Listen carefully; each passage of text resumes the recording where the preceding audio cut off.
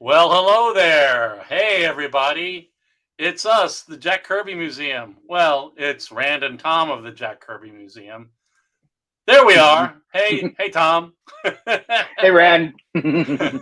So here we are. It's Saturday. It's 3 p.m. Eastern time, and we're gonna. Well, what are we doing? I got this thing going on here. Oh, let's just talk about all the stuff you could see on our YouTube channel because we have lots of stuff. We did a whole series on Jack Kirby's Fourth World. That was a lot. We did an episode on Jack Kirby's Bicentennial Battles. I'm gonna have to go quickly. We talked to Mike Royer. We did a Jack Kirby 101 with Mark Evanier and John Morrow. We did 26 hours of live streaming for the 103rd birthday. Why? Because it seemed like a good idea at the time. We're crazy, right? 103rd birthday, yeah. So, and a lot of great guests for that. We did a month of the Demon in October, 2 Octobers ago. I motion with my thumb to say 2 Octobers ago. Then we did a series on OMAC. That was really fun, and we did a series on the weird and wacky stuff Jack did at the end of his contract for DC. We decided we love Jack at DC National in the 70s, so we just dove into the pool, right? I mean, it's right. Lots of great stuff to look at, and it's only we can do. Mostly all Jack, which is really nice, except for Justice Incorporated and Richard Dragon Kung Fu Fighter, that's the. Oh, come on. But yeah, come on. But we covered the magazines and the magazines that didn't get published. That was fun. We had Steve Sherman on. We had John Morrow on. Talk about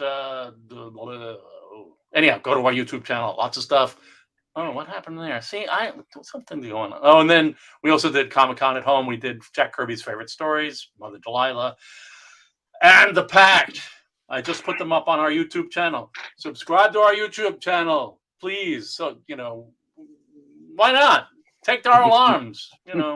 That's we post on Twitter, we post on Facebook, but and we're streaming live on Twitch. If anybody's on Twitch, please say hello. I think we get the comments from Twitch. I don't know. If you make comments on Facebook and YouTube, and I believe Twitch, we'll get them here in a little screen over on the side of our world here, and we'll be able to put you up on the screen or comment or say hello or whatever. So we welcome your charming and intelligent interruptions while we talk about these 3 comic books. Please interrupt us. Please interrupt us because Randy just keeps talking. Please comment, subscribe, and share our wonderful videos. That's what we like. Okay, so this is our series about the losers. 3.5 minutes in, and I'm still doing the intro. So yeah, we're going to cover these fantastic 12 issues that Jack did for the DC Nationals losers, and they're really great, underappreciated, and if you look at last week's episode, you'll get a little Kirby 101 military style. We right. And if you're wondering why the last one is a splash page, it's because we don't show non-Kirby covers. That's right. I was like, no, it's Joe Kubert, wonderful. No, why put him up? We'll put the Jack Kirby splash page up. It's the Kirby Museum. So, yeah. So here, this time, we're going to take a look at A Small Place in Hell, Unsere Max, Big Max, and Bushido. And well, why don't we just dive right in? I say, are you game? I'm game. Let's go. I'm the acting executive director, Rand Hoppe of the Jack Kirby Museum. And I'm the president of the Jack Kirby Museum and That's the trustee. Right. Yep, we are trustees of the museum. We have many wonderful volunteers and volunteers and members. So please go to our website and join us. And not only that, but we have some cool merch too. So that's kind of fun. You can get t-shirts like this. So let's see what's happening. Uh-oh. Oh, Tom, we talked about it last week. Check out the video on YouTube. Check out the video. We probably missed the origin, but I think, but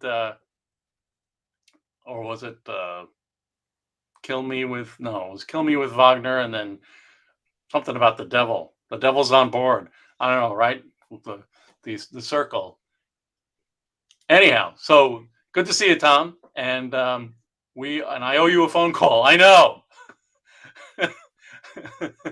So we're going to take a look at A Small Place in Hell. And how does that start? Oh, we have a quote from Chrissy Harper's Jack Kirby Quarterly from 1993. Kirby says, "Have you read any of The Losers?" Chrissy says, "Yeah, excellent stuff." And Jack says, "Well, I can tell you they were real experiences. They were based on real experiences, and I remember them very, very strongly. War leaves that kind of mark on you. You never have fond memories of war. War is a very strong experience and a very frightening experience. On top of that, I was a regimental scout. I was out in the field bringing in prisoners for interrogation." So serious. Yeah, serious stuff. And that right, it was the black magic splash. And I do love you, and I will call you. But so yeah, I mean, Jack spent a lifetime processing his military experiences, and if you met him in person, he invariably would tell you war stories.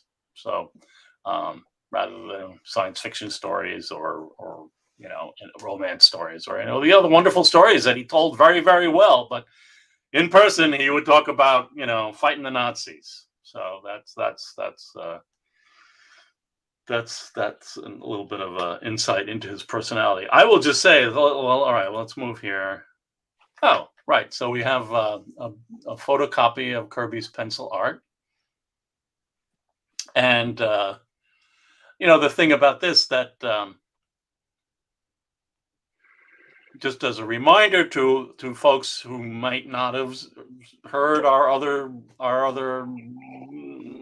live streams or the readings, that Jack Kirby did have a photocopier in his home, and he or Roz or Steve or Mark would run the artwork through the automated paper feeder to get photocopies. Very scary. To get right. Yeah, so sometimes they were off center, they were cut off at the bottom. Just depends on how well they were registered when they sucked the art in.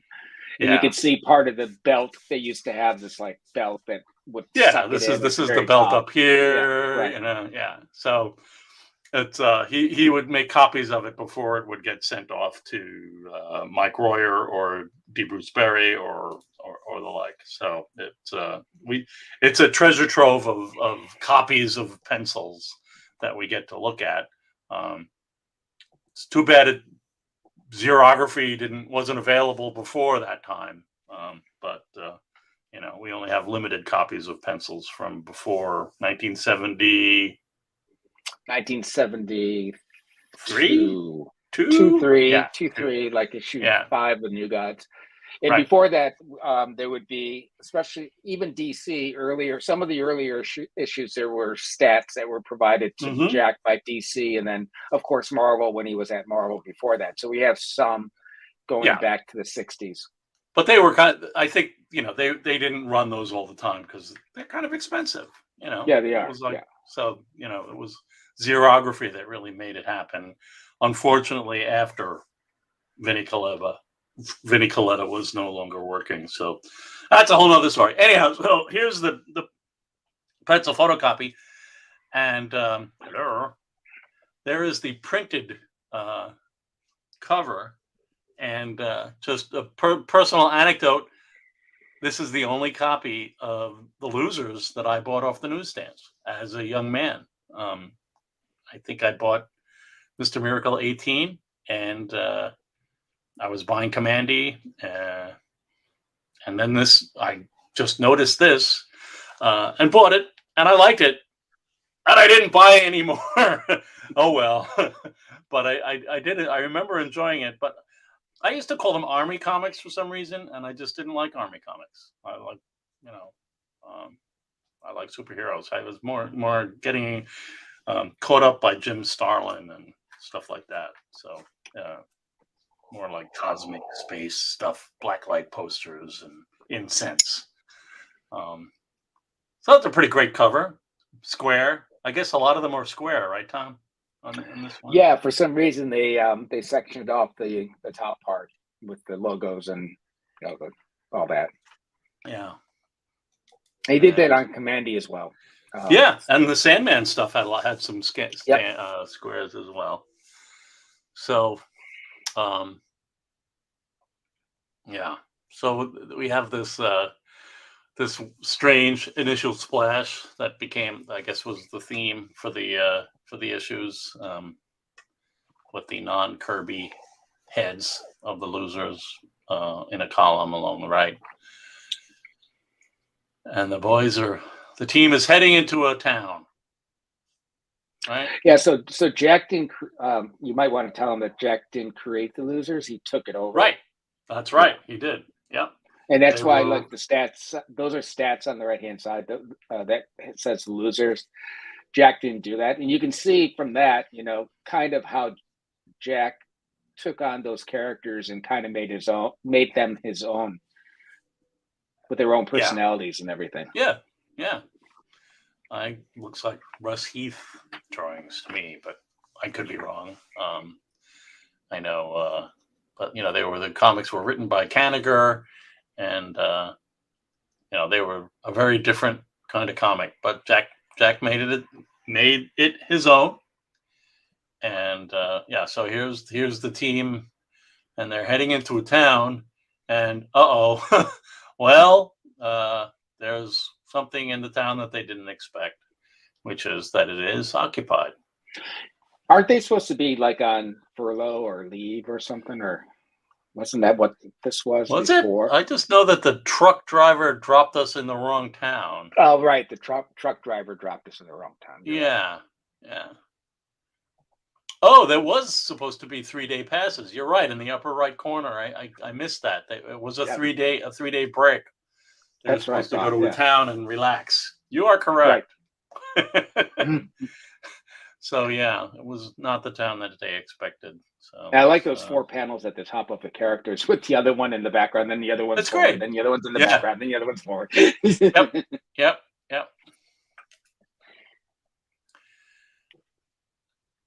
And they get shot at, and what the heck? He shoots them in a grenade on one of the Nazis' belts, and then I guess they head into the building. Get out of town. This is a small place in hell. Yeah. It's a wrong street, and that's no streetcar. Yeah, they're getting boxed off by tanks.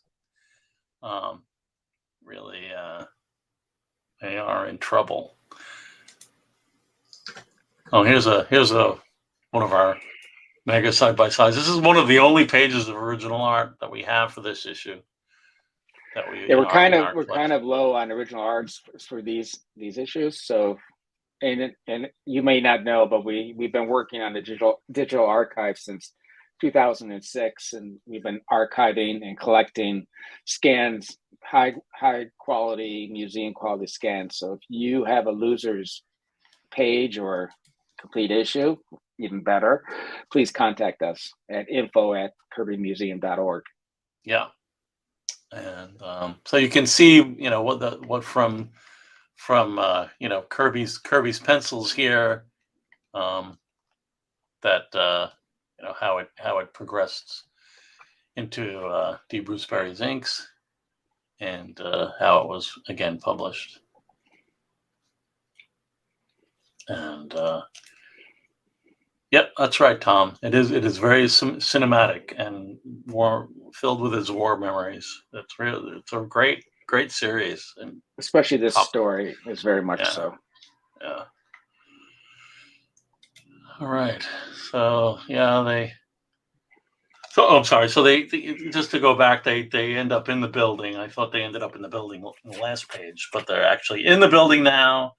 The tank is coming down the street because they know that they're in there someplace. So they're basically like shooting randomly at all the houses, walking down the street and trying to flush them out or kill them right there. Yeah. So we have them shooting into the windows, and just for note for later comment that the one guy is on Sarge is on the bed, and we'll address that again in a moment. But now the Nazis are on the rooftops, so that is not good. And now it sounds like they're coming down, so there's a big hallway stairwell firefight, and just action packed.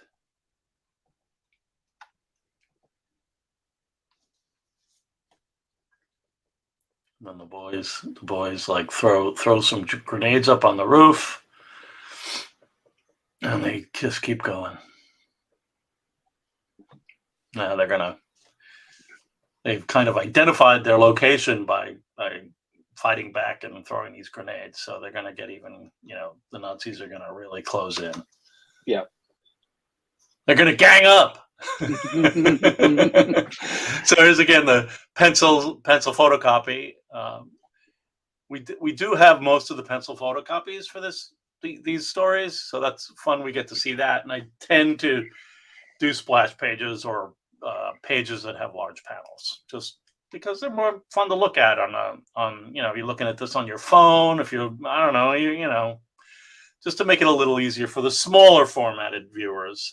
I know some people watch YouTube on their TVs, so but that's just the decision. So so you can see how Bruce Perry did his display lettering for Gang Up, and I like that Jack really designed the sound effects lettering. It's really, I think that might have been a, kind of a, indeed, Bubblegum Crisis 1394 on YouTube. Thank you. So, yeah, so they're just Nazis are on them. So that's it. Oh, there's a grenade. Boy. So really trying to flush them out, and we end up having to go up higher and higher. That's right. No place to go but up. The roof's our only chance. So there's a bad crowd up there, and then they're waiting for them. They're waiting for them. Yeah. So there's another firefight, and I mean, just how exciting is this story being told? I mean, it's just, again, like Tom mentioned, the cinematography or the editing. There's just the choice. Jack knew how to tell an action-packed story, right? Even if it didn't have it wasn't like an alien surfer fighting a rock monster over New York City. It was stuff in World War II. Right. Same stuff. Well, even like the top two right panels, it's just very cinematic, where you can see the back of the Nazis coming up, and then you could see the group, the losers going up, and then it's like then the camera switches around behind the Nazi, looking at them. I mean, it's great. Yep, that's really great. Guy Dorian Sr., great to see you on YouTube, man. Thumbs up indeed. So we will. All right. Oh man, yeah. I mean, just the 3D, different levels of space and cutting. All right. Oh, there's a guy with a knife. Don't play with stick specialists. Dump them. Get rid of them. Kick. Kick the guy with the knife. Oh my gosh. That'll work. Yeah. The odds are running out. They're trying to flank them.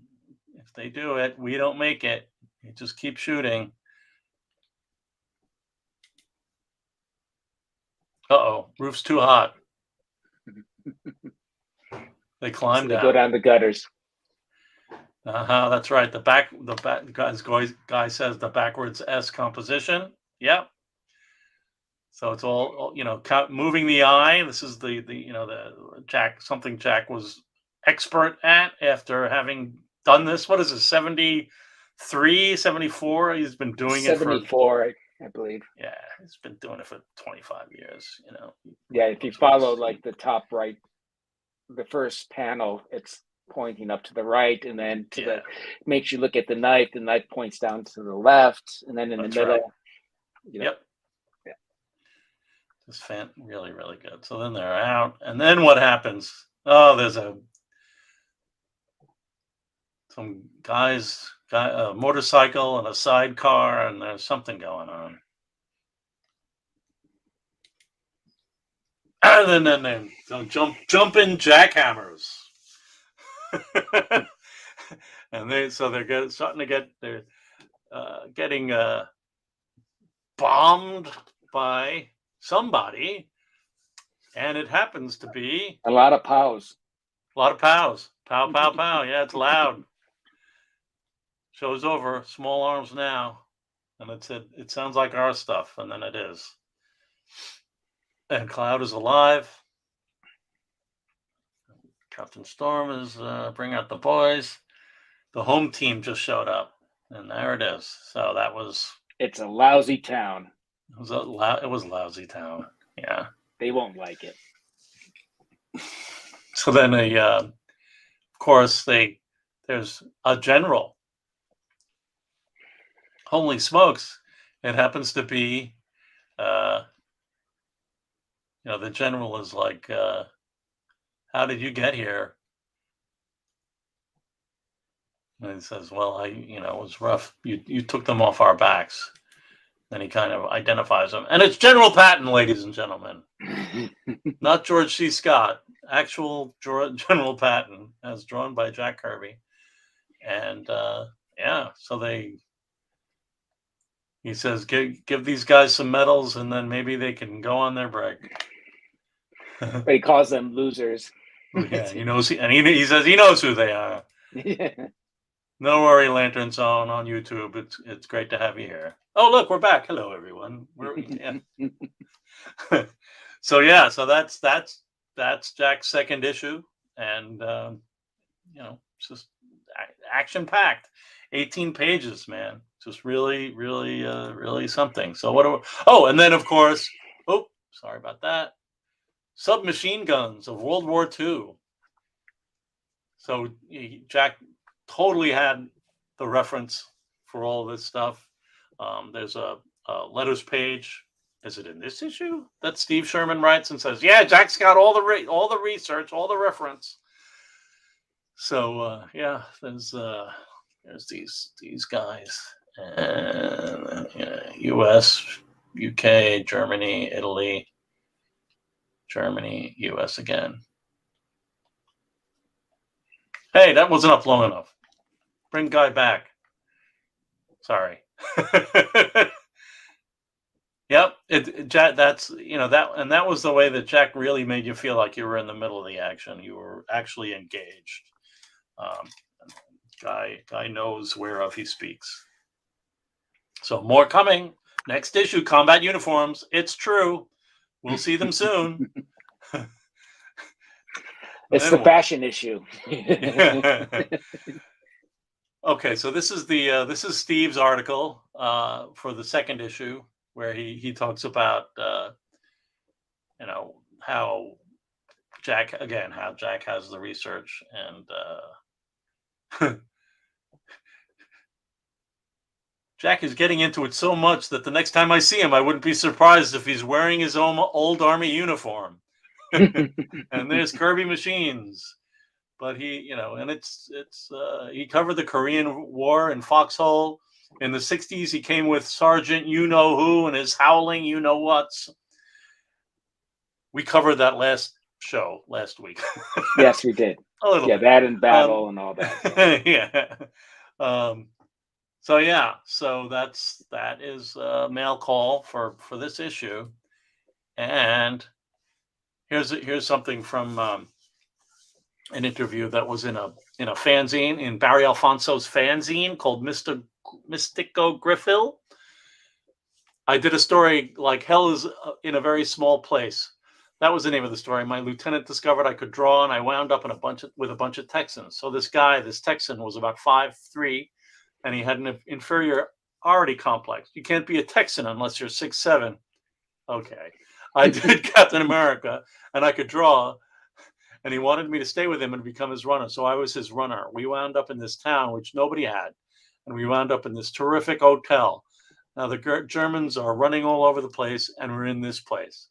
And that's when Jack laid on the bed and felt great. That was the. But then, of course, in the story, in the Losers, he makes it a lot dramatic than it was. There was an element there. It got hot, but nothing like what took place in the Losers. But there's evidence of it. But for instance, I put Patton in one, and I caught a glimpse of Patton. Nobody liked him, and everybody thought he was a lunatic. I put a little element of that into it. He wanted to know why we weren't wearing ties. So, if I remember Jack's Patton anecdote correctly, it was after the hell at Dorno and the Moselle River that, like, when I think we talked about it last week, and again I'm just kind of going by the seat of my pants, which was that Jack might have been one of a very small amount. He was one of a very small amount of survivors of this whole group that was fighting this, and there was that moment where he appeared in front of Patton, and Patton is like, "What the hell are you? Who are you guys?" And they stated who they were, and he said, "What the hell? You're supposed to be dead." Dead, yeah. I was trying to find that passage, but I couldn't find it. Oh, I thought it was on the YouTube video. Probably, but I don't. I was only looking at text. I didn't have. Oh, okay. Yeah, I think it's in that video from St. Patrick's Day, 1983, or whatever that interview was. But so that's cool. And I guess this is my moment where I'm gonna just talk a little bit about one of the first great articles about. Let's see. Oh, all right. I'm just figuring stuff out here. I'm going to take that away, and then I'm going to share another screen. There was a time many, many moons ago when there was a Jack Kirby email discussion group that I had the software set up on my server, and I was a very hands-off operator of that. But Mike Kidson wrote this really great article about A Small Place in Hell, and shared it to the group, and it ended up Chrissy Harper did publish it in her Jack Kirby Quarterly, I believe. But it was great to actually have somebody who actually took that story seriously enough to write an article about it. And I've saved it. You can see the URL here is I've saved this page on the web, just so that it would live on. And Mike apparently plays saxophone for Pink Floyd Australia, and tours. Haven't seen hide nor hair of him in comic book land, but apparently he's still playing the sax, and I hope. So that's just kind of cool. That's Mike Kidson, and that article, as I said, was one of the first great articles about the Losers that I ever came across, and I found that to be I like it. I just thought it was cool. All right, so we're gonna go back to that. All right, what's next? It's Big Max. It sure is. Yeah. Devastator. Yeah, the Devastator and Big Mac, and of course the comic book is the secret weapon. You know what, Tom? I haven't looked. I didn't look at the records. Is this the only issue of the Losers that Mike Royer inked, or did he show? No, does he did show more. up later? He did more. He does show up later, definitely. Okay, yeah. so this is fun because I like the fact that it's like a science fiction fan and Mike Royer is doing the inking and lettering on it. So yeah. I mean, this guy. I forget his name. We'll get to his name in a minute, but yeah, it's a fun story. Oh boy, yeah. So we have Hitler and Rommel, I believe, and they're having a meeting, and this goofy interior splash, initial splash, but we head off into this, and they just talking about how great their Big Max is, and if you go there, you'll see a wiki article about Big Max, because I looked up. Jack says it's 28-CM K5E, and there it is. It's the Krupp K5. It's a train-based giant blockbuster, and they I don't know how many there were, but they were there. So, and if you want to, so they find this guy, and well, guess what? He actually is kind of a spy for the Allies. But what the kickoff of the whole story is that as he's dying, he says, "But the Devastator is coming." Oh, I guess I don't think he really knows what the Devastator is. He just was. I don't. Does anybody? Will we know it by the end of this issue? Well, I guess we will. But still. But another great panel with just those guns firing. It's just like they don't show him getting shot, but right, crack, yeah. So there we go, the Devastator. There it is again, from the lips of a dying agent. Yeah. Our answer is Big Max. All right, Fritz. We just see a Big Max, wreaks destruction. Yeah, the effects of Big Max. Yeah, Big Max is trouble. That is true. Lantern Zone on YouTube. Yeah, a lot of our favorites too. Oh, here we go. So now we have our chapter 2 splash with the pencils. Beautiful pencils. Yeah, just lovely. And really, really great inking job and lettering job.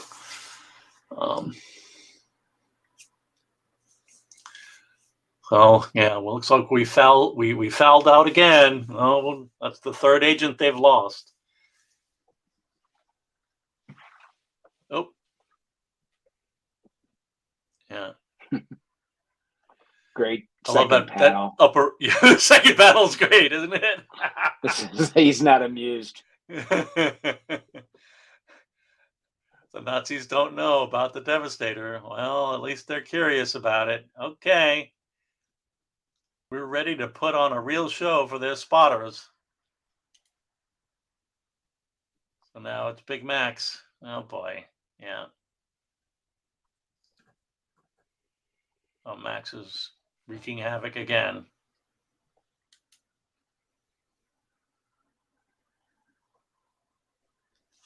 Ambulances and tow trucks going in empty and coming out loaded. Not pretty. Yep.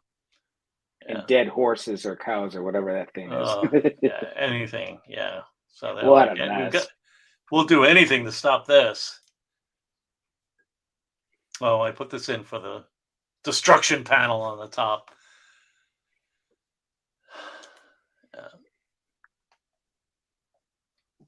Oh man. Okay, here we go. We've just learned the important name of rocket ship Rumpkin. His twin-barreled cockamamie Devastator is going to kill Big Max. Okay. It's too late to back out now. Right. With this looting idea. And then we meet Rumpkin. Rumpkin, yes. Yeah, and he is a science fiction fan. Just like Jack was. He loves his pulp magazines. Just like Jack. Yeah.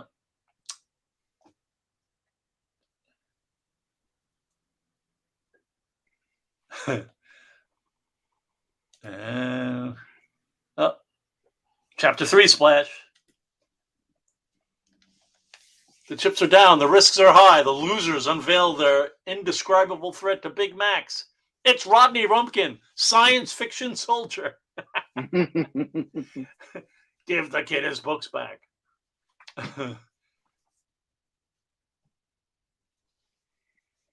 Okay, are we ready? Is it happening? It's happening. Well, yeah, I think it is.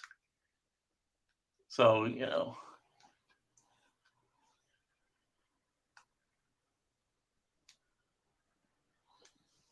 they call him Rocket Ship Rumpkin. Rocket Ship, yeah. Oh boy. Hey, get this, Cloud. Earth uses atom bombs to destroy the Martians in this story. It sounds crude. And there's that story too about Jack and the atom bombs. Wasn't it? What was it? I forget where it was, but there was something. One of his stories, was it Blue Bolt that he did with Joe Simon? And the military checked in on him. I was like, what do you know about atomic bombs?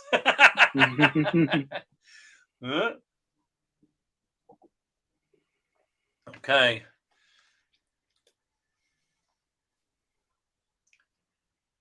So and there it is. And they built the Devastator. It's huge. And Rodney volunteers. He's going to be a pilot. It comes with a futuristic pilot's costume. I'll do it. Yeah, he's in.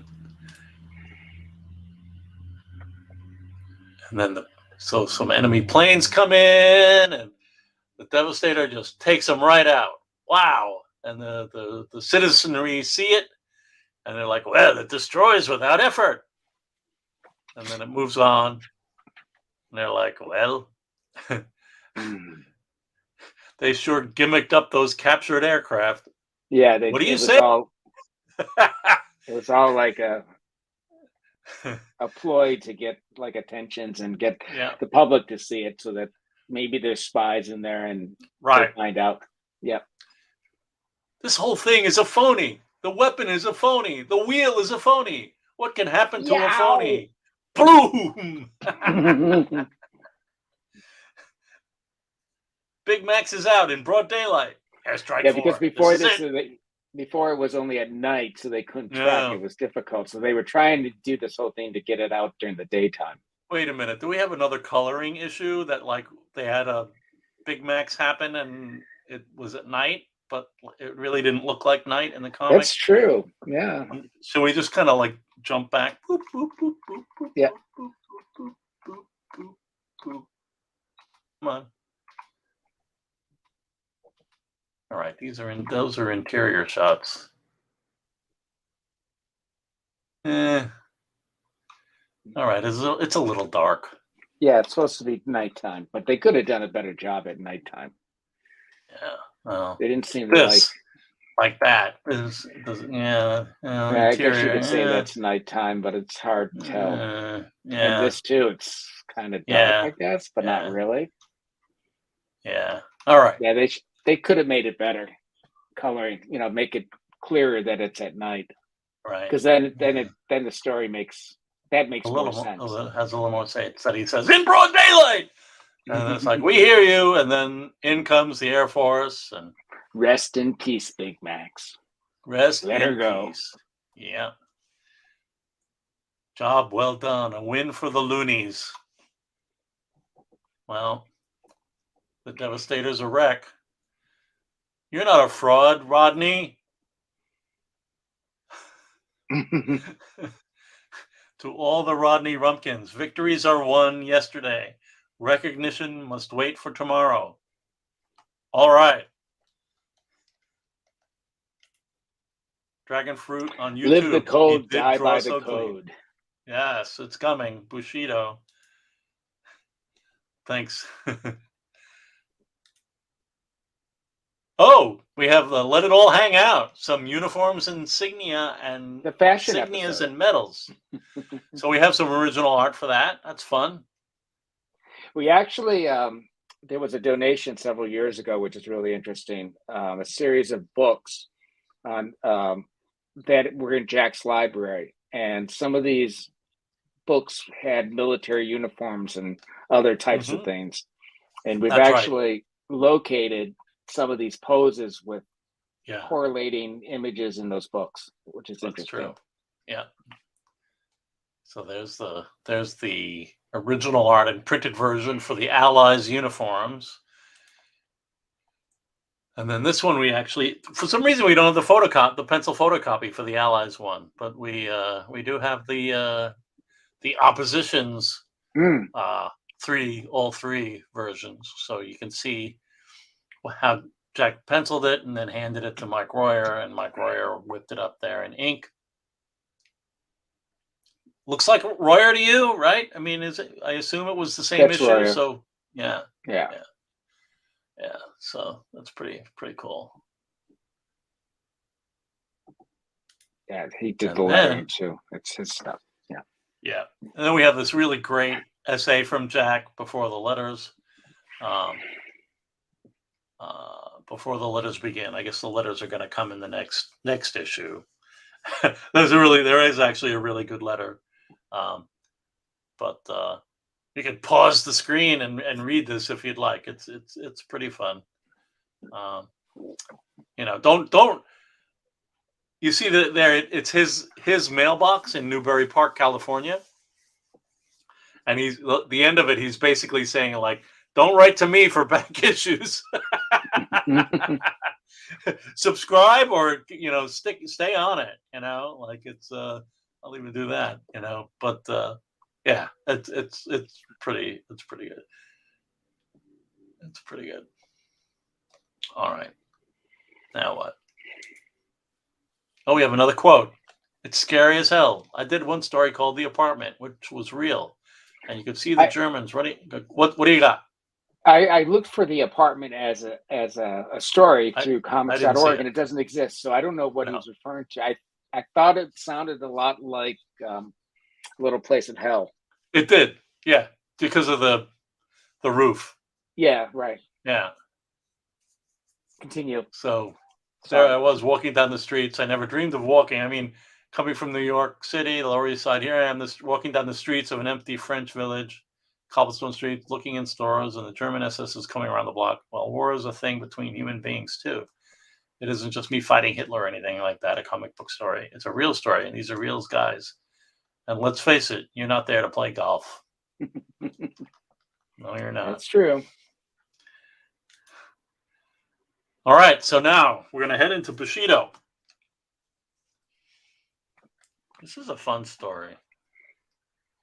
I mean, it's got. And just to be clear, Jack didn't fight in the Pacific, so this isn't necessarily directly from his experience in terms of like being there.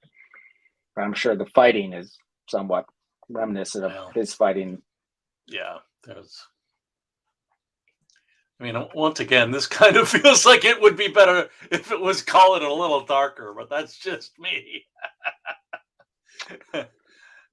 Moving, you're dead. But didn't Jack not like any of the DC coloring, if I remember right? Yeah. Well, I know. I don't think Jack Adler and Jerry Serpe were like paying much attention or whatever. They didn't think much of Jack because he wasn't Kurt Swan. Or whatever.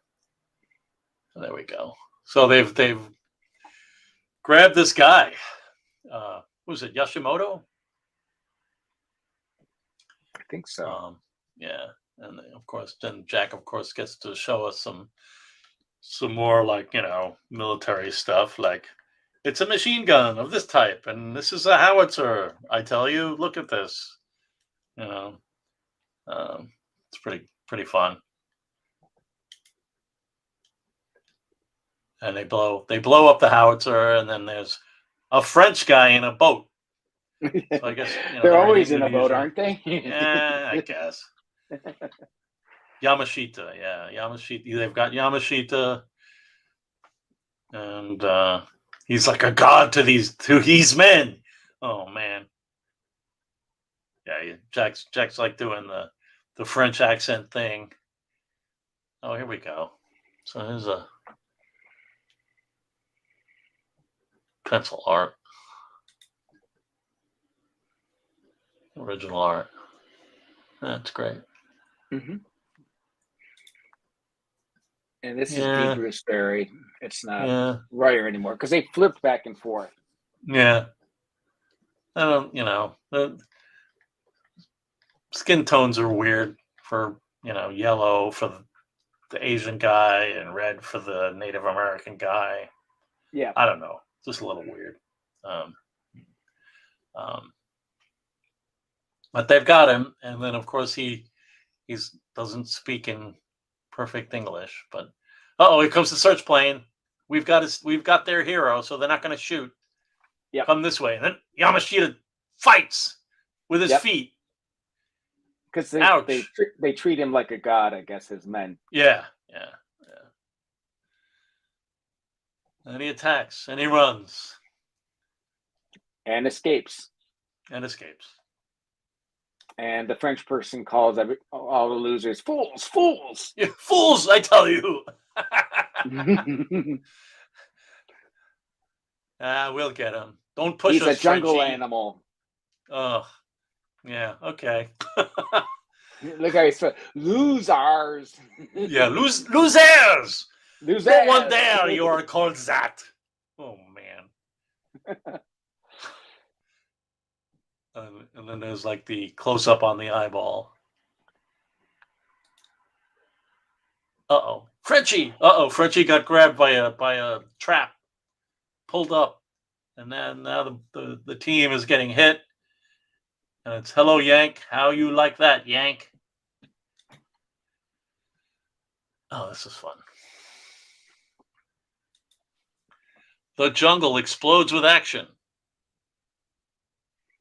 A tiger has been mauled in his own den and spoils for vengeance.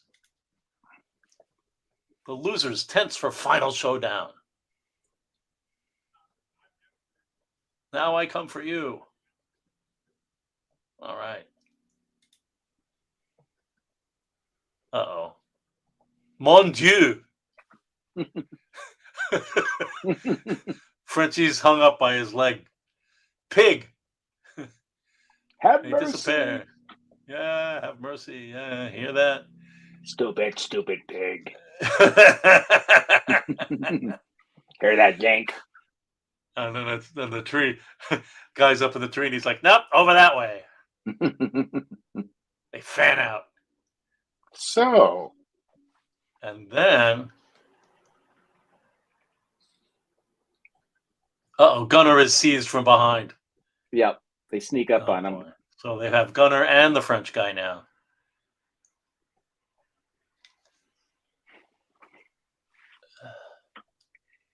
Okay.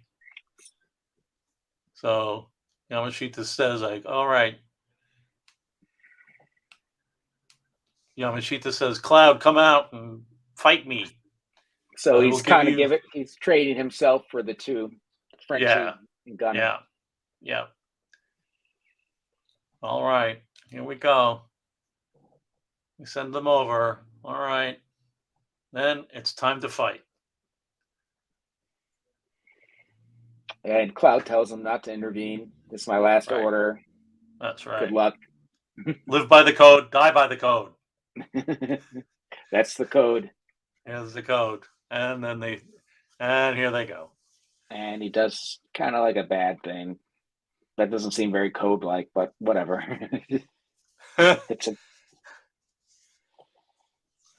Give it to him. Youch. Okay. And they're still going at. Of course, Jack does that well. It's the nice exciting little fight panels. They're always great. Yeah. Because Jack knew a lot about fighting. Yeah. Of course, then, he's doing grabbing him in his face. So, and what's that all about? Well, and now the Allies are sending planes into Yamashita's installation. Oh no. It was the whole fight was just a big ruse to distract them and buy get them time away from the village by the time so they couldn't get back in time.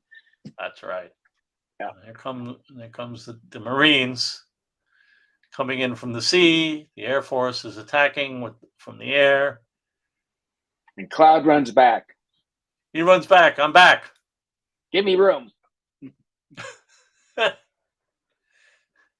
And that's it. We'll see what Yamashita does. Yamashita just heads right into the machine guns. And that's the end of the story. He won't give up. Yeah. Soldiers do not desert the code. That's right. So there it is. Jack's fourth loser's story, Bushido. It's great. And he did Lantern Zone on YouTube. Absolutely. It was, again, like we were saying earlier, it's like he just, the way that he would draw the panels, he knew how to move your eye, but then he would get your mind in the middle of it too. It's just fantastic. You really felt it. Use of space, angles. Oh, we have wheels and tracks of World War II. Here's my badge as a Kraft fahrer. I'm a driver. Okay. Wow, it looks like it has double wheels at least. One, two, it's like three, a real 4, tank. 5, 6. Yeah, a real tank-like thing. Africa, used in Africa and marshy terrain of Russia. Who knew? Look at those things. They're crazy. And here's the feisty Italian, the Auto Blinda 40, a medium armored car. It had a 20-millimeter turret gun and an 8-millimeter machine gun. I imagine detailing would be hard on that. And then the Rolls-Royce armored car, British. Huh. Okay. Yeah, it looks like a car, almost like one of those 1930s long. Yeah.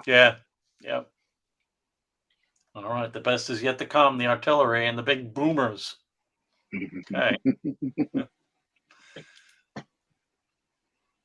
Oh, this is funny. This first guy, the first letter here, it's like, I went downtown to buy some comics.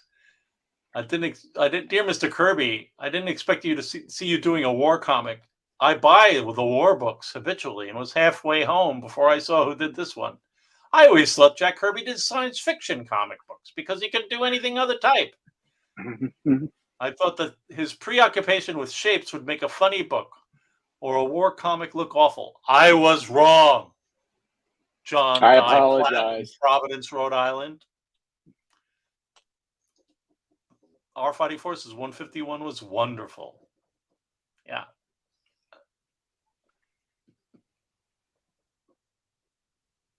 Yeah, it's fun. I just like that he wrote that letter and then they had the opportunity to put that at the beginning. Oh, and then there's Alan Spinney's line here. The only thing we can say, Alan, is Jack's view of war and Bob Kanigher's view don't exactly coincide. So that was the previous writer. And then he talks about the artist, John Severin. Oh, John Severin, yeah.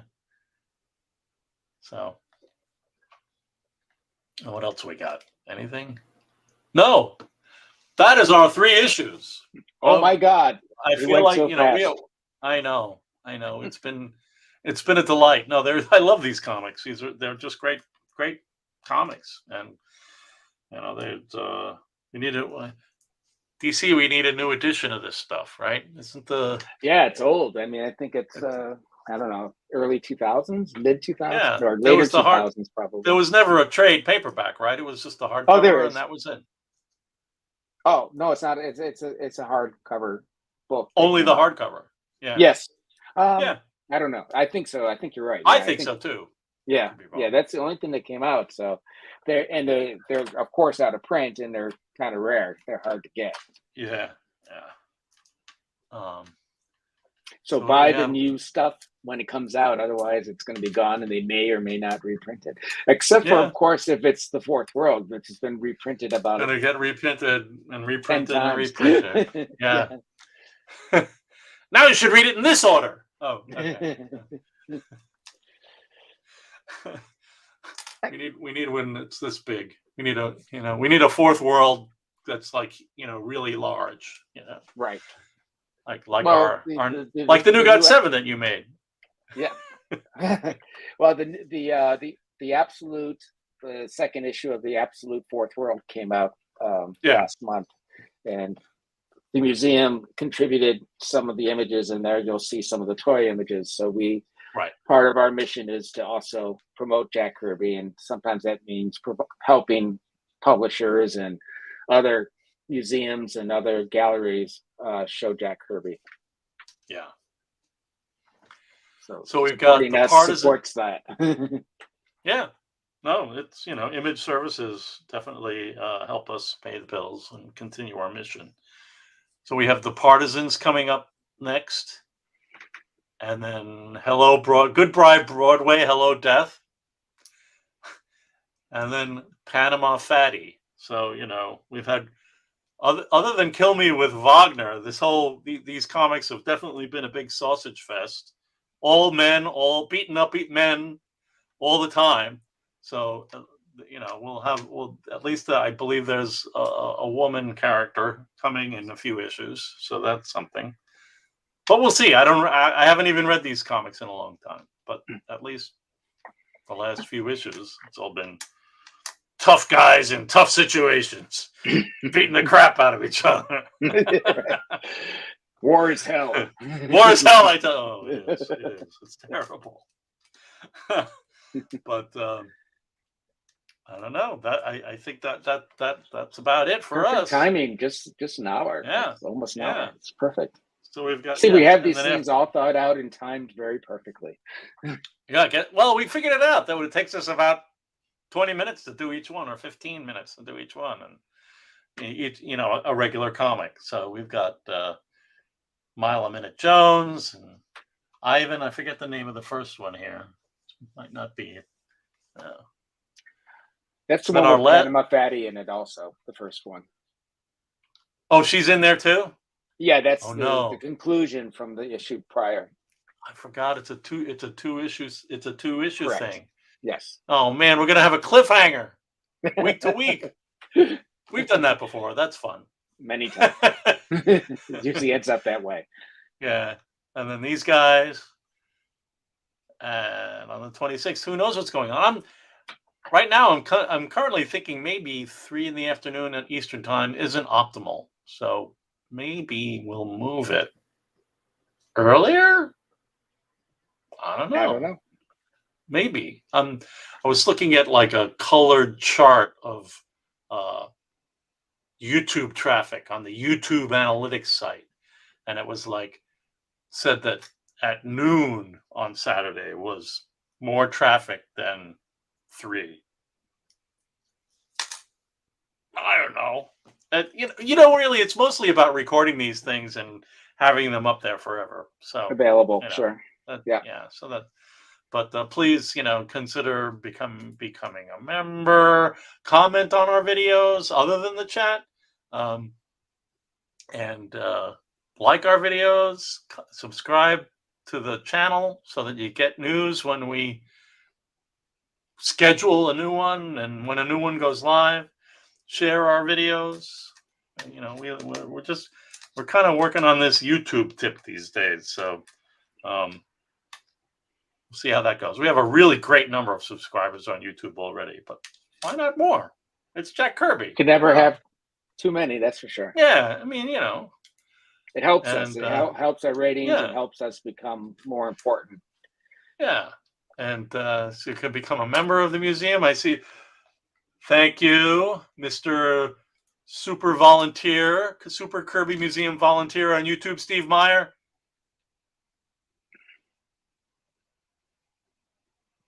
We announced the Kirby Museum existed, and he immediately became a member. That's all I'll say. And that was 2005. It was, and Steve kicked ass as a volunteer in our pop-up in Manhattan back in November. So we're on the 15th year now. Or wait, no, we're on the 16th, I thought. 16th year. Going on 17, right? I can't keep track. Yeah, but go to our website. There's content there, but we don't update the homepage a lot. We actually haven't been updating the journal much recently. I kind of just been watching the gift shop. We have some fun shirts like this. And like this. Is this long available? sleeve shirt? That's our Tom. Tom has our a purple shirt with that cool woman on it. And thank you, Chris, on YouTube. Really appreciate it. It's nice to hear. And I don't know, maybe we'll change the time and do it a little earlier or something, just for kicks. Why not? Because I don't know, if we can, we can. You know, we do things. We're flexible. All right, everybody. Yep. Thank you so much for joining us, and thank you. We'll see you next week for more Jack Kirby's Losers. Take care. Bye-bye.